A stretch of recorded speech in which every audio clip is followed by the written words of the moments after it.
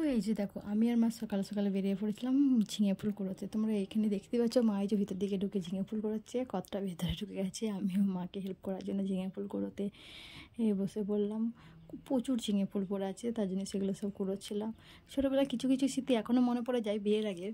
যেমন ছোটোবেলায় আমি আর ভাই দুজন মিলে মাঝে সাঝে ঝিঙে ফুল কুড়োতে যেতাম। খানিকক্ষণ পড়ার পর ও আর আমি দুজন মিলে বেরিয়ে পড়তাম ঝিঙে ফুল কুড়োতে। তখন আমাদের আনাজ বাড়ি চাষ হতো অল্প স্বল্প, সেখানেই ঝিঙে ফুল পেতাম।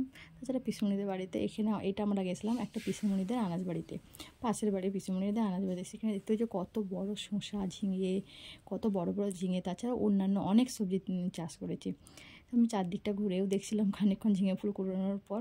তোমরা দেখো চারদিকটা কত আনাজ লাগাইছে, ঝিঙে থেকে করলা থেকে সব, কুমড়ো, পুঁই শাক, সব রকমের আনাজ চাষ করে তো পিসুমণিরা। আর পিসুমণিরা বললো যে যদি ঝিঙে ফুল খাস তাহলে কুড়িয়ে আনতে।